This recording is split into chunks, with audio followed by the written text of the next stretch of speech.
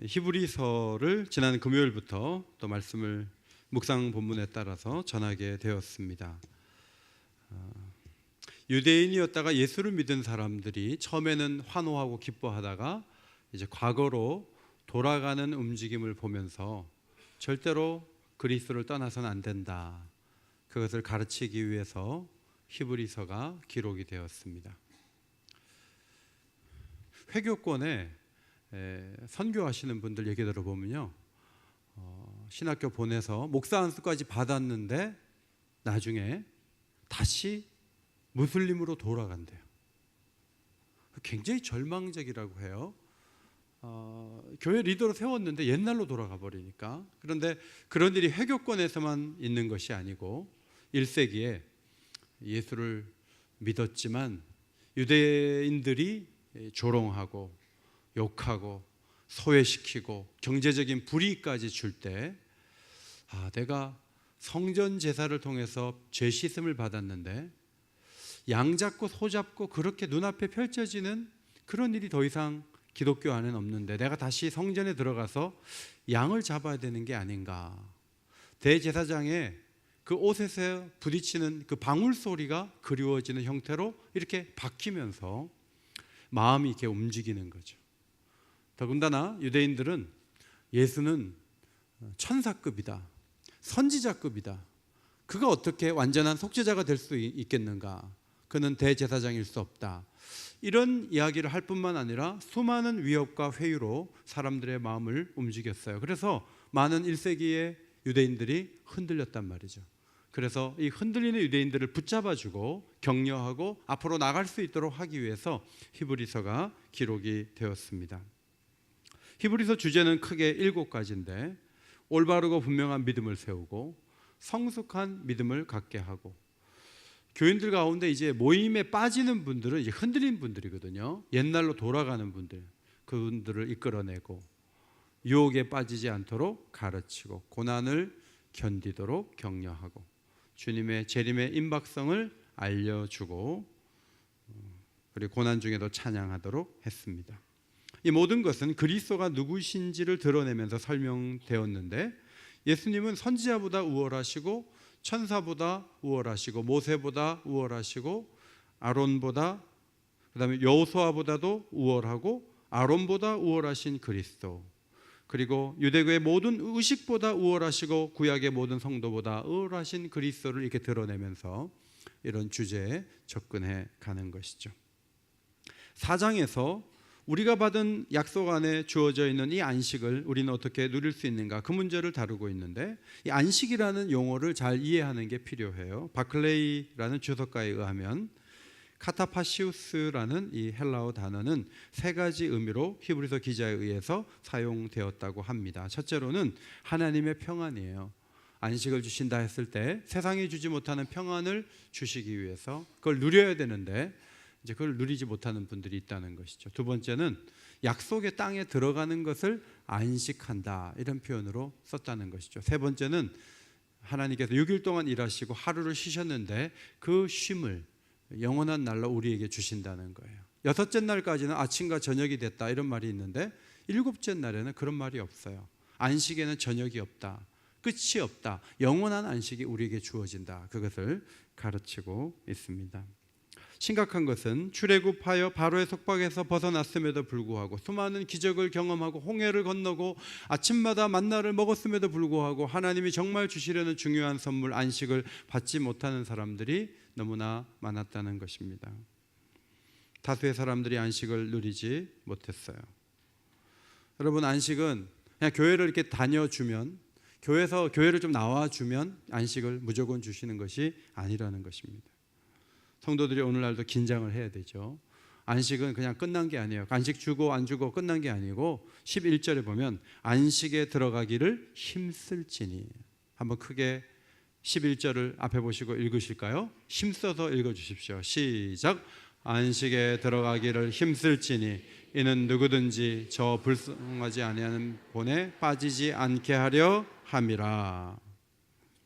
안식에 들어가기를 힘써야 된다. 그러면 힘쓰는 것은 어떤 것을 의미하는가? 12절에 3장 12절에 하나님에게서 떨어질까 조심하라. 아이 목사님, 한번 예수 믿으면 하나님 절대로 놓치지 않는데 어떻게 떨어져요?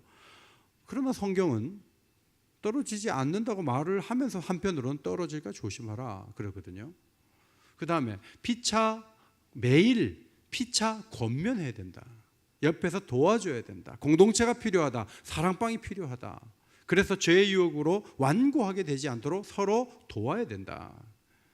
그 다음 시작한 것을 확신했다면 끝까지 견고히 잡아야 된다. 이것을 3장에서 가르친 후에 이제 4장 본문에서 안식에 들어가기를 힘쓰는 몇 가지 방법을 우리에게 가르치고 있습니다. 첫째로 들을 때 믿음으로 들으라 했습니다. 따라합시다. 들을 때 믿음으로 들으라. 1절에 그러므로 두려워할지니, 뭘 두려워하라는 것입니까?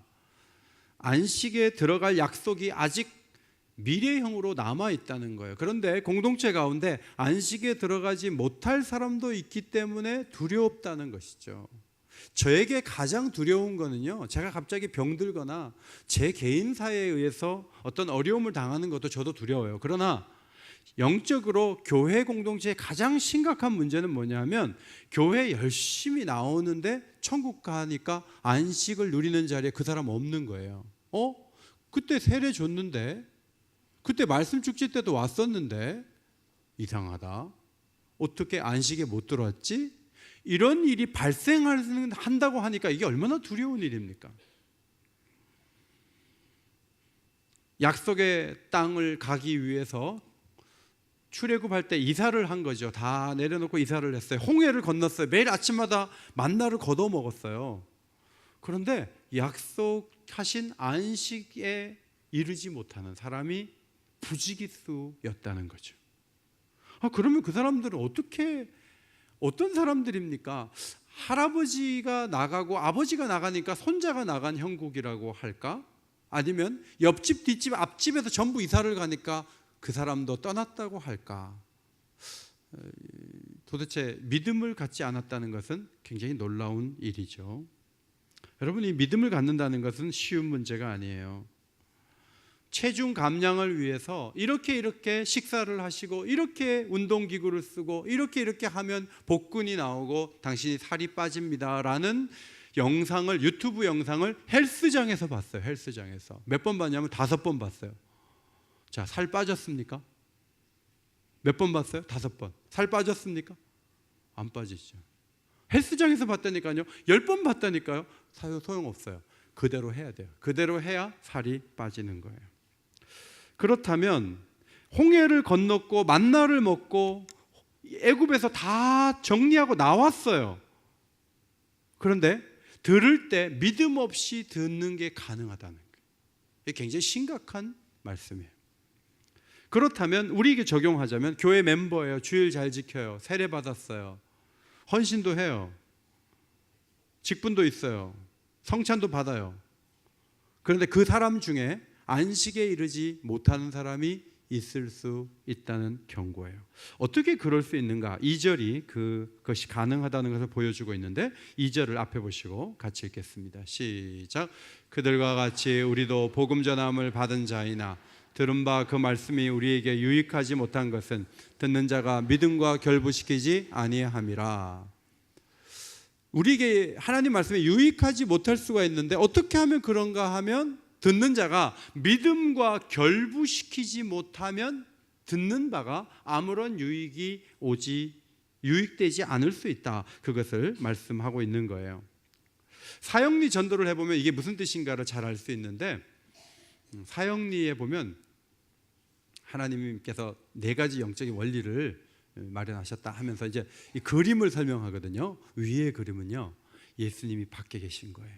당신이 주인이에요. 당신이 주인이 되다 보니까 하나님 계획도 모르고 엉망으로 막 삶이 막 꼬이고 힘든 거예요. 아래 그림은요, 예수님이 주인이 되셔서 당신을 완전히 도와주는 거예요. 하나님의 도움 받으며 사니까 평안하고 놀라운 일들이 일어나고, 참 이 하나님 자녀가 되는 건 놀라운 거예요. 자, 윗그림이에요, 아랫그림이에요? 불신자는 저 윗그림인데요. 그럼 어느 그림이 되기를 원하세요? 아랫그림이요. 그럼 기도합시다. 하나님, 예수님을 내 마음에 모십니다. 제 죄를 용서해 주신 걸 감사합니다. 이제 예수를 믿고 영생을 얻었음을 믿습니다. 이렇게 하고 이제 기도를 끝내요. 그리고 전화번호 적고 주일날 11시 반까지 현관에서 기다리기로 했어요. 그런데 왔을까요? 안 왔을까요? 어떤 사람은 와요. 그런데 10명 중에 반 이상이 안 와요. 그래서 번호 보고 전화를 했더니 그런 사람이 아니래요. 잘못된 전화번호를 알려준 거예요. 그러면 영접 기도를 분명히 했어요. 그래서 안식에 들어갈 자격을 얻은 것 같지만 사실은 그렇지 않아요. 그 한 단계의 고백을 하는 그 짧은 순간에 그 말 때문에 안식이 들어와야 되는데 안식에 들어가는 기회가 그 사람의 인생에 절대로 열려지지 않아요. 이것이 사형리 전도의 약점이에요. 근데 문제는 사형리 전도의 현장에서만 그런 일이 있는 건 아니에요. 교회를 정기적으로 출석하고 주의를 잘 지키고 꽤 많은 흔적을 남긴 성도들 가운데 끊임없이 세상으로 과거로 돌아가려는 사람들이 많아요.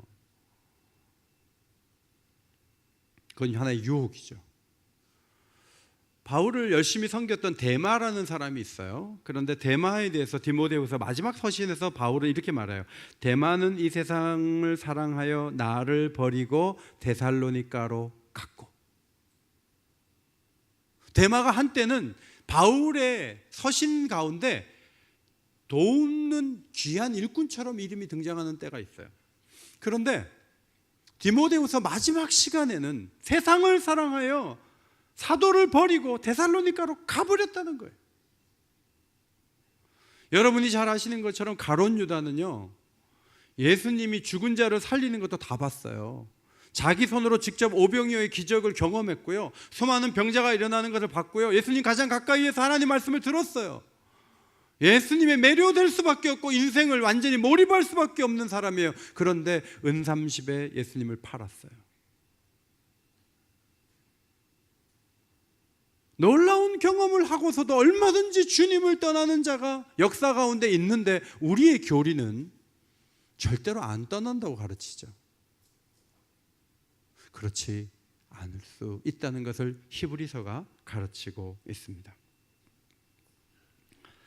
듣는 자가 믿음과 결부하여 듣는다는 말의 뜻이 무엇일까? 신앙생활에 부합한 삶이 연결돼야 된다는 것이죠. 미래에 대해서 너무 염려할 필요가 없다는 것이죠. 하나님께 맡기라는 것이죠. 헬라어 피스티스 크리스투라는 그 단어가 있는데요, 그리스도의 믿음에 대한 신학적 논쟁이 있어요. 피스티스 크리스투 그러면 뒤에가 이제 소유격이거든요. 그래서 그리스도를 주어로 봐서 그리스도의 믿음이에요. 그리스도께서 소유하신 믿음. 그리스도가 하나님을 믿을 때 어떤 모습으로 살아가셨는가, 그것을 중요하게 여기는 첫 번째 해석이 있어요. 이것은 신적인 부분을 중요하게 여기는 해석이에요. 그런데 두 번째 해석은 뭐냐 하면 그리스도를 목적으로 봐서 그리스도를 믿는 거예요. 그리스도께서 나를 위해 죽으신 걸 믿는 거예요. 그리스도께서 3일 만에 부활하신 걸 믿는 거예요. 그런데 이 두 가지 이 중요한 사상을요, 로마서는 2번을 강조를 하고 야고보서는 1번을 강조하는 거예요. 그런데 히브리서는 이 두 가지를 균형 있게 강조한다는 점에서 히브리서의 가치가 있다, 이렇게 적어놓은 신학자의 글을 읽었어요. 히브리서는 인성에 관심을 갖고 예수께서도 우리와 동일한 인간으로 하나님을 믿고 순종했으며 자신에게 주어진 명령을 신실하게 복종했다고 설명하면서 우리 또한 그리스도와 같이 하나님께 순종하는 길을 걸어가자고 히브리서는 설득하고 있습니다. 믿는 자와 듣는 자가 믿음과 결부시킨다, 그게 무슨 뜻인가를 설명을 해드리고 싶습니다. 말씀 축제 때 오신 강사 목사님께서 구하라, 찾으라, 문을 두드리라. 그러면 구할 수 있고 얻을 수 있고 찾을 수 있고 문이 열린다. 이제 그런 기도의 열쇠에 대해서 말씀을 주셨고, 또 좀 전에 집안에 일어난 간증을 한번 해주셨어요. 첫날 목사님 집이 굉장히 어려우셨대요. 전라도에서 5남매를 데리고 상경을 하셔가지고 정말 좁은 집에 저쪽 연희동 안산 자락에 있는 연희동에서 어린 시절 초등학교를 다니셨다고 해요. 그런데 아버지는 집에 돈을 잘 안 가져오고 벌어서 다 자기를 위해 쓰고 술을 마시고 아버지는 그러셨다고 해요. 그런데 지금 어떻게 됐냐면 오형제가 뭐 무조건 목사가 된 건 잘 됐다고 볼 수는 없지만 목사님 2분 또 장로님 1분 남자들은 그렇게 되고 그 사위들도 각계의 참 리더가 되어서 교회에서도 열심히 일하고 좋은 사람이 됐고요. 그 자녀들을 보니까 자녀들이 다 지혜롭고 하나님이 정말 기뻐하시는 길을 열심히 가고 또 탁월한 면도 있어요. 목사님 아들도 고대 경영학과를 다니니까 그 개척하고 막 빚 때문에 그 힘들어하는데 어떻게 애가 공부를 잘해서 고대를 가냐고요. 근데 자기 얘기를 그렇게 적나라하게 말씀하지 않지만 하여튼 이 조카들도 보니까 다 잘 됐다는 거예요. 그래서 목사님이 아니 우리 집안은 뭐 잘 될 게 없다. 우리 아버지 보면 잘 될 게 없다. 그런데 우리 집안이 왜 잘 됐을까 했을 때 어머니의 기도 때문이구나. 끊임없이 하나님 앞에 나가 기도했던 그 어머니 때문에 자손들이 하나님께 복을 받았구나. 자, 이렇게 목사님이 말씀을 해주셨어요. 그래서 저는 목사님이 거짓말했다고 생각하지 않아요. 또 목사님이 왜 그렇게 성경을 해석하지? 뭐 꼭 대학 인류대학 가야 뭐 집안이 잘 된 거야? 전 그렇게 비판하고 싶지도 않아요. 하나님께서 그 가문에 복을 주신 게 맞다. 이제 그런 생각이 들어요. 근데 제 마음속에 이제 그 말씀을 들으면서 이런 생각이 들었어요. 야, 어머니 한 사람이 부단히 기도하면 집안이 달라진다고 했고 우리 성도들이 아멘 했는데 과연 그 강사님의 어머니가 평생을 지켰던 새벽 기도회에 아멘 했던 여자 성도들이 다음날 올 것인가? 안 올 것인가? 이제 그게 궁금하더라고요. 저는 이제 좀 목사니까 그걸 좀 생각을 했어요. 그리고 이제 말씀 주제 끝나고 새벽 기도를 이렇게 쭉 보니까 새로 나온 분은 거의 없었어요. 다 전에 말씀 축제 전에 오셨던 분들이 대부분 오셨어요. 그러니까 우리 성도들이 구하라 찾으라 문 두드리라 그러면 집안까지도 바꾸어 주시고 기도하는 어머니 한 명이면 충분하다. 막 완전히 가문이 달라질 수 있다라고 목사님이 말한 걸 거짓말로 생각하지 않아요. 아멘도 해줬어요. 그러나 내가 아침에 일어날 마음이 있어서 잠용종을 해놓고 자지는 않아요. 이것은 기도를 통해 무엇인지 들어주시겠다는 하나님의 약속을 믿는 겁니까? 아는 겁니까? 대답을 해보세요. 믿는 거예요? 아는 거예요? 목사님 잘 됐네요. 근데 저는 그렇게 하고 싶은 마음이 없어요. 나는 그냥 내 방식으로 살 거예요. 그러니까 안 믿는 거예요, 사실은. 곽희문 선교사님이라고 계셨는데요. 성경에 눈을 뜨고 믿음을 갖자마자 선교가 너무 마음에 꽂혔어요. 그래갖고 예수 믿은 지 1년 만에 아프리카 케냐로 갔어요. 학원 강사하던 거 다 정리하고.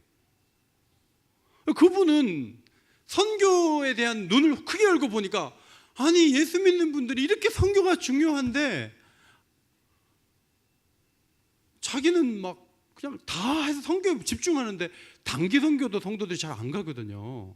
그러니까 그분이 보기에는 우리 성도들이 이상하다는 거죠. 하나님께서 물론 각자에게 강력한 소원을 주시는 말씀이 있지만요, 이 대부분의 말씀에 대해서 몸을 움직이고 시간을 투자하고 한 걸음 더 나아가려고 할 때 그것을 믿음으로 보시는 거예요. 여러분 들으실 때 믿음과 결부해서 들으시기를 바랍니다. 매우 중요해요. 우리의 종교가 예수를 믿음에 너무 꽂혀 있어요. 그리고 예수님이 보여주신 그 믿음의 길, 경건과 겸손과 그 힘을 다하는 그 예수님의 그 모습하고는 예수님 다 했는데 뭐 난 안 해도 돼. 예수님 다 하셨어. 물론 우리가 뭘 해갖고 구원 받겠어요? 우리는 구원 못 받아요. 우리 뭐 행위에서 구원이 오는 게 절대로 아니에요. 그러나 성령이 마음에 오시면, 성령이 은혜를 주시면, 우리 안에서 하나님의 은혜가 넘치게 될 때 수족을 움직이고 몸을 움직이는 사람이 될 줄 믿습니다. 이것이 성경이 가르치는 굉장히 중요한 요소입니다. 이것을 히브리서가 강조하고 있는 거예요. 두 번째, 불순종을 가져오는 마음의 완고함에 빠지면 안 된다는 거죠. 이게 안식에 들어가는 데 있어서 우리 마음이 굉장히 중요하다, 이것을 4장에서 강조하고 있습니다. 3절에 보면 믿는 우리들은 저 안식에 들어간다 하면서 시편 95편과 창세기 2장을 3절에서 인용을 했습니다.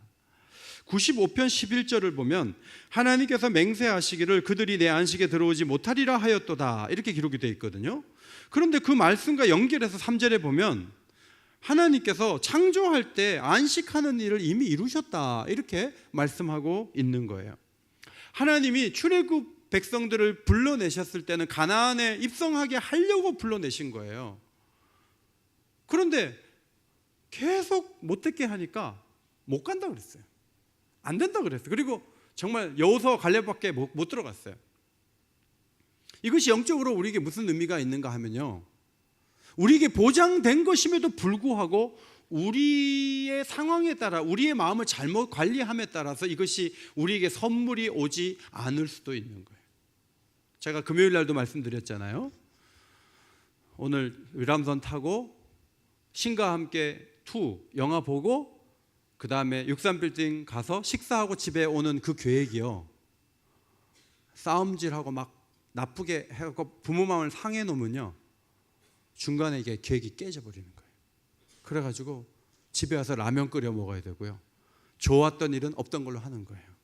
여러분, 이 세상을 살아가면서 경건하게 은혜 속에서 잘 마음을 관리하는 것이 너무너무 중요하다는 것을 지금 4장에서 강조해주고 있는 거예요. 하나님은 가능하면 안식을 주시려고 하는 분이죠. 줬다가 뺏고 그런 분이 아니죠. 그런데 마음이 완고하게 나가면 안 주는 분이라는 사실을 출애굽의 역사가 증거하고 있다고 4장에서 가르쳐주고 있어요. 완고하다는 말은요, 마음이 거칠다, 마르다, 그런 뜻이에요. 광야 백성의 마음이 왜 완고하게 됐을까? 제가 금요일 날 5가지를 말씀드렸어요. 첫째, 경험 중심적이다. 그러니까 경험 중심이 좋긴 좋은데, 경험이 많은 건 좋긴 좋은데 계속 경험을 구하잖아요. 그러다 보니까 더 강력하고 더 빠른 것들을 원해요. 그러다 보니까 조급하게 돼요. 조급하다 보면 마음이 마르는 거예요. 미래에 두지 않고 신앙의 축을 현실에 둔다. 하나님을 사랑의 도구로 보기보다는 급할 때 뭔가 도와주는 알라딘 램프처럼 여겼다. 애굽에서 종로로 됐던 근성 때문에 그 마음의 쓴뿌리와 상처를 가지고 좋은 것을 좋게 해석하지 못하는 그 심적인 문제가 있다. 그리고 하나님 말씀을 너무 가볍게 여겼다. 이런 제가 5가지를 설명을 해드렸어요. 오늘 3장에서도 마음을 완고하게 하지 않게 하는 길, 곧 안식을 얻는 길을 몇 가지 말씀을 했어요. 12절에 악한 마음을 품고 하나님에게서 떨어질까 조심하라. 매일 피차 권면하여 죄의 유혹을 피하라. 여러분, 사랑방에 들어가셔야 돼요. 나는 뭐 괜찮아요. 나는 뭐 이제는 뭐 누가 뭐라 해도 내 신앙은 움직이지 않아요. 굉장히 교만한 분들이에요. 공동체에 가서 누군가를 돌봐줘야 되고요, 또 돌봄을 받아야 돼요. 어떻게 그렇게 성경은 피차 권면하라 그랬는데 권면할 사람도 없이 그저 혼자 신앙으로 계속 갈 수 있다고 보십니까? 그것은 죄의 유혹에 빠질 수 있는 환경을 만드는 거죠. 시작할 때 붙잡은 거 끝까지 확신을 가지고 붙잡아야 되고, 듣는 말씀을 믿음으로 받는 이 4가지 길에 대해서 3장에서 기록되어 있습니다. 예수님은 4가지 마음밭을 설명해 주셨는데 마태복음 13장에 보면 4가지가 있죠. 길가, 돌밭, 가시떨기. 첫 번째 길가는 말씀을 듣는데 깨닫지를 못해요. 근데 우리는 못 깨닫, 내가 좀 짧아서, 생각이 짧아서 못 깨닫나 보다 하는데 예수님이 그게 아니래요. 원수 마귀가 씨앗이 떨어지자마자 가져가 버립니다. 그러니까 뿌리 내릴 시간도 없어요. 이렇게 듣자마자 확 다 사라지는 거예요. 제가 이렇게 설교할 때 보면 반복해서 조는 분들이 계시거든요. 근데 피곤해서 졸 수 있고 습관성일 수도 있고요, 뇌세포가 좀 많이 망가져서 주무실 수도 있어요. 그런데 영적인 문제일 수도 있어요. 연로하셔도요, 아주 말씀에 귀를 잘 기울인 분이 계신가 하면 영적으로 등한하게 살다가 그냥 예배 시간에 정신 못 차리고 조는 분들이 계세요. 여러분, 그거 심각한 거예요. 이게 졸면 일단 깨닫는 건 물 건너 가는 거예요. 그러면 안 되는 거예요. 성령의 도움을 받아 들으시기를 바랍니다. 그래야 깨달음이 오죠. 근데 졸면 안 돼요. 제가 지금 두 분이 계세요. 두 분이 매 주일마다 졸아요. 근데 그러면 안 돼요. 정말 그거 깨놔야 돼요. 그리고 돌밭이 있어요. 돌밭은 뿌리가 내려지지가 않아서 좀 어려운 일이 생기면 그냥 넘어지는 거예요. 신앙생활 너무 기쁘게 하고 새벽 기도까지 나왔는데 집에 무슨 일이 생겼어요. 목사님, 내가 이러려고 예수 믿은 거 아닙니다 하고 이제 안 나오는 거예요. 신앙생활 안 하는 거예요. 염려와 재물의 유혹 때문에 말씀이 막혀갖고 결실을 못하는 케이스도 있어요. 그런데 이 세 가지 밭은 유대인이었다가 유대교로 돌아가려고 했던 그 히브리 사람들에게 다 해당되는 말씀이에요. 더 깨달을 수 없고 뭔가 막혀 있고 뿌리를 내릴 수도 없고 핍박을 견딜 수도 없고 그렇게 힘겨운 가운데 사람들이 흔들리고 있었던 거죠. 예수님 마음밭을 말씀하셨는데 제가 금요일 날 그런 말씀을 드렸어요. 마음이 완고하게 되는 것은 내 탓이라는 거예요. 하나님이 천지를 만드신 분이지만 마음 관리는 나한테 맡겼어요. 그것을 목사 탓을 한다든지 부모 탓을 한다든지 하나님 탓하면 안 돼요. 마음이 부드러워지는 것은 우리 책임이에요. 안식은 여호수아가 차지한 가나안 땅이 주어짐으로 하나님 백성에게 완전히 성취된 약속이 아니어서 9절 말씀 보면 그런즉 안식할 때가 하나님 백성에게 남아있다 그랬어요. 여기에 안식할 때라는 단어는요, 사바티스모스라는 헬라어 단어인데 앞에 나온 단어는 카타파우시스라는 단어예요. 그러니까 전혀 다른 단어를 9절에서 사용을 했어요. 이 사바티스모스는 사바티제인이라는 단어에서 왔는데 안식을 기념한다는 뜻인데 이 단어 속엔 두 가지 의미가 있어요. 하나는 일을 멈춘다는 뜻이 있고 하나는 안식일을 기념한다는 뜻이 있는 거예요. 그런데 이 일을 멈추고 안식한다는 그 동시에 이 의미가 나온 성경 구절이 레위기 16장에 있어요. 레위기 16장 아무 일도 하지 말되 너희가 여호와 앞에서 정결하리라. 이는 너희에게 안식일 중에 안식일인즉. 하나님 백성은 쉬어야 돼요. 쉬는데 그냥 집에서 쉬는 게 아니에요. 하나님 앞에 나와서 쉬는 거예요. 그러면 하나님이 하시는 일이 있어요. 그게 뭐냐면 우리의 마음을 정결하게 해주시는 일을 하시는 것입니다. 정기적으로 우리의 하던 일을 멈추고 하나님 앞에 나와 정결하게 되다. 오늘도 장로님께서 기도할 때 우리 죄 문제를 가지고 기도를 하시는 거예요. 여러분이 주일 예배 가운데 정말 중요한 것은 십자가의 그 피로 우리의 죄가 일주일 동안 또 쌓였는데 그 죄를 깨끗하게 씻어낼 수 있는 예배가 되기를 바랍니다. 그 일을 계속 반복하는 거예요. 주일만 하겠어요? 새벽에 나와서도 하고 저녁에 기도할 때도 하고 항상 예수님의 피가 내 이 죄 많고 이 욕심 많고 변덕이 죽을 듯하고 내 마음대로 살고자 하는 내 마음을 통제하고 내 마음을 정결하게 씻어주실 때 내 마음이 정결하게 된다는 것이죠. 예수님은 자기 피로써 백성을 거룩하게 하려고 성문 밖에서 이미 고난을 당하셨어요. 예수의 피를 힘입어 악한 양심에서 벗어나고 참마음과 온전한 믿음으로 하나님 앞에 나아갈 수 있게 되는 거죠. 그런데 그리스도인들이 과거로 돌아가고 세상으로 돌아가면 어떤 일이 있는가 하면 언약의 피를 부정한 것으로 여기고 은혜의 성령을 욕되게 하는 거예요. 가장 중요한 문제는 죄 문제예요. 교회에 와서 깨끗하게 되어서 예배 후에 돌아가게 되시는 성도들이 되시기를 바랍니다.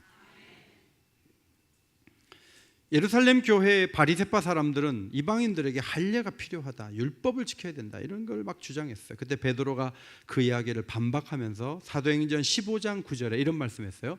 믿음으로 그들의 마음을 깨끗이 하사 그들이나 우리나 차별하지 아니하셨느니라. 여러분, 이 마음에 더럽고 추하고 죄에 오염된 게 어떻게 깨끗해지냐면 예수님의 피가 이 모든 죄를 씻어주시는 거예요. 여러분이 3,000번 절을 하고 그런 거 안 해도 돼요. 뭔가 노력하고 안 해도 돼요. 이방이나 유대인이나 예수님을 믿으면, 예수님이 나를 위해 죽으시고 십자가에 피 흘리신 것을 믿으면, 그 피를 의지하면 모든 죄를 깨끗하게 씻어주신다고 베드로 사도는 가르쳤어요. 우리도 그것을 신뢰해야 되는 것이죠. 호세아 10장 12절, 너희 묵은 땅을 기경하라. 지금이 곧 여호와를 찾을 때니. 오늘 이 4장에서 강조하는 것 중에 하나가 오늘이라는 단어예요. 오늘. 나중에 하는 게 아니에요. 옛날에 얘기하지 마라, 그게 아니죠. 다윗보다 500년 전 사람들이 마음이 완악함으로 하나님 주신 좋은 것을 누리지 못했고, 다윗이 500년이 지난 다음에 다윗 시대에도 마찬가지라는 거예요. 그리고 또 1000년이 지난 히브리서가 기록됐을 때 마찬가지고, 2000년이 지난 지금도 마찬가지예요. 영적인 원리는 똑같아요. 마음을 온전히 갈아엎어야 돼요. 그걸 갈지 않으면 죄를 거두고 거짓의 열매를 먹을 수밖에 없어요. 그 사람들은 자기의 길이 맞다고 생각해요. 용사가 많으니까 그 용사가 자기를 지켜줄 거라고 생각하고 하나님을 의지하지 않아요. 여기에 문제가 있는 거죠. 주일마다 우리가 주 앞에 나와 예배드릴 때 마음의 완악함과 이기적인 태도를 하나님 앞에 다 내어놓고 용서를 구하며 정결하게 되는 성도들이 되시기를, 그래서 그 과정을 통해서 예수님의 겸손과 순종과 경건함을 닮아가는 성도들이 되시기를 주의 이름으로 축원합니다. 마지막 12절 13절은요, 하나님 말씀으로 마음을 조율하자는 거예요. 살아있는 이 하나님 말씀이 영을 조율하고 혼을 조율하고 우리의 몸까지도 터치하는 거예요. 그러면 정말 안식에 들어가기 합당한 사람이 될 수 있는 거예요. 우리의 영에 하나님이 오시잖아요. 우리의 혼, 자의식이 있는 이 혼이 우리가 여러 가지 욕심, 정욕, 안목의 정욕, 이생의 자랑, 육체의 정욕, 이런 것 때문에 우리의 감정도 다 이게 오염이 되어 있는 거예요. 그런데 우리의 그 숨겨져 있는 이 부분을 하나님 말씀은 터치를 한다는 것이죠. MRI 찍지도 않았는데 그 관절과 골수까지 본다 그러잖아요. 그냥 보면 안 보이는데, 기계를 넣어서 봐야지 보이는데, 하나님 말씀은 거듭날 때 하나님 말씀이 와서 하나님 자녀되게 하는 능력을 나타내고, 거룩하게 되는 길에도 하나님 말씀이 터치가 되면 그 말씀이 우리를 만지면서 우리의 죄된 부분을 드러내는 거예요. 큐티인의 수많은 간증은 거기에서 나온 열매들을 보여주는 거예요. 지난 4일자 큐티인 간증을 보니까 장애아를 키우는 어머니가 장애아를 우상처럼 키웠다는 거죠. 그리고 아주 고집이 센 엄마가 됐다는 거예요. 그런데 하나님 말씀을 보다가 내가 너무 고집이 세다, 회개하는 글이 있어요. 5일날 보니까 직장 상사에게 소통이 안 된다고 맨날 야단 먹는 어떤 분이 하나님 앞에 기도하니까 하나님이 말씀 앞에서 깨닫게 해주신 거예요. 야, 직장 상사하고만 소통이 안 되는 게 아니고 너 나하고도 안 된다. 너는 교회에서도 안 되고 직장에서도 안 되고 그래. 하나님이 가르쳐 주신 거예요. 그래서 그걸 회개했어요. 회개했더니 직장에서 잘렸어요. 그런데 3일 후에 취업이 됐어요. 이제 그 간증을 올렸어요. 그 다음 6일자 보니까 남녀 평등 사상으로 무장한 부인이 남편을 계속 마음으로 밀어내는 바람에 나중에 별거까지 가게 됐어요. 그런데 말씀을 깨닫고 남편에게 사과했어요. 남편 직장이 지방이니까 같이 따라 내려가는 거예요. 자기 좋은 직장이 있는데 내려가야 가는 거예요. 그리고 남편의 감정을 받아주니까 남편이 놀래가지고요, 교회 바로 등록을 한 거예요. 그 부분을 또 간증하는 거예요. 이 하나님 말씀은요, 예수 없는 사람에게 예수를 보여주죠. 영생의 길을 보여줘요. 그리고 예수를 만났고 영생을 얻었으면 끝나는 게 아니라니까요. 이 말씀이 우리에게 매일 찾아와서 우리의 죄된 부분을 드러낼 때 우리는 정결한 사람이 되어서 어떤 의식을 갖게 되냐 하면 모든 것을 하나님이 보고 계시다는 의식을 갖게 돼요. 그게 경건이에요. 하나님이 다 알고 계시고 하나님이 다 보고 계시는 것은 처음에 학습문답 받을 때 배워요. 전지하신가 전능하시면. 그러나 그거는 그냥 교리로 배운 거고, 정말 하나님 말씀의 터치를 계속 받다 보면요, 하나님이 다 아신다는 생각이 나는 거예요. 생각이. 그래서 아닌 거는 내가 하면 안 되지. 여러분, 껌 사는데 1,000원을 냈는데 9,500원 거슬려 받은 경우 있어요? 상대방이 10,000원짜리인 줄 알고 9,500원을 준 거예요.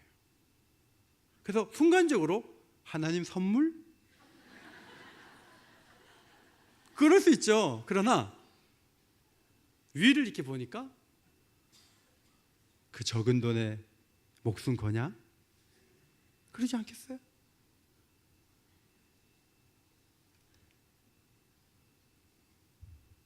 이번 주에 총회가 있어요. 총회가 있는데 얼마나 문자가 많이 오고, 저도 이제 이번 주간 대구에 내려가는데 어디 가면은 이렇게 뭘 주신대요. 그래서 받기만 하래요.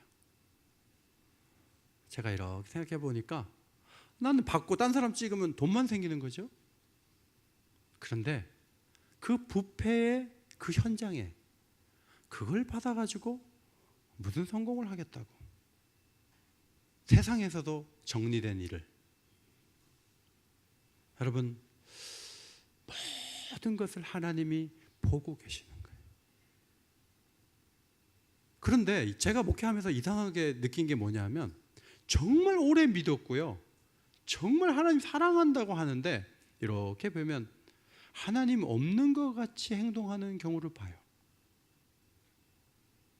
하나님이 알고 계시면 염려할 것도 없잖아요.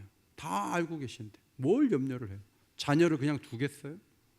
다 도와주실 텐데. 너무 염려하는 것도 하나님 없는 것 같은 모습이고요. 또 신앙생활에 너무 목숨은 걸 필요가 없다는 식으로 교회 나오신 분들이 너무 많아요. 그건 하나님에 대해서 그렇게 십자가의 아들을 내어주시는 하나님을 믿는 건 아니에요. 거의 합당한 수준으로 서로 사랑해야 되잖아요. 아내가 친정 뒤로 하고 남편에게 올 정도의 헌신을 하면 남편도 어느 정도 정리를 해서 아내와 살아야 되는데, 저쪽은 완전히 희생하고 오는데 나는 계속 내가 하고 싶은 거 다 하고 있습니다. 그러면서 아내와 정상적으로 살려고 그러면 이 부부관계는 어려워지는 거예요. 하나님과의 관계도 마찬가지예요. 하나님을 사랑하되 마음을 다해 목숨을 다해 사랑하시기를 바랍니다. 그러면 이 사랑이 서로가 맞아가지고 작품이 나올 수가 있는 거죠. 여러분, 요단강을 건넜어요. 여리고성이 무너졌어요. 그런데 아간이 하나님이 본다는 걸 잊어버리는 거예요. 그리고 여리고성에서 도둑질하는 거예요. 돌에 맞아 죽었어요. 신약 성경에 와서 교회의 부흥을 보고 사도들의 손에 의해서 권능이 일어나는 걸 보고 성령의 역사를 봤어요. 그런데 아나니아와 삽비라는 이것이 전부냐? 네, 전부입니다. 전부인 척 하다가 죽었어요. 하나님이 보고 있다는 것을 시인하며 사는 게 그만큼 힘든 거예요. 이번 한 주간도 하나님이 다 보고 계셔. 하나님이 다 알고 계셔. 모든 게 하나님 앞에 다 드러날 거야. 내가 잘해야지. 예수님이 보여주셨던 그 경건과 순종과 그 믿음, 그대로 나도 살아야지. 이렇게 견고하게 나아가면서 결국 눈 떠보니까 안식의 자리에 와 있고, 이 세상에서도 남이 누릴 수 없는 평안과 안식을 누릴 수 있는 성도들이 다 되시기를 주의 이름으로 축원합니다.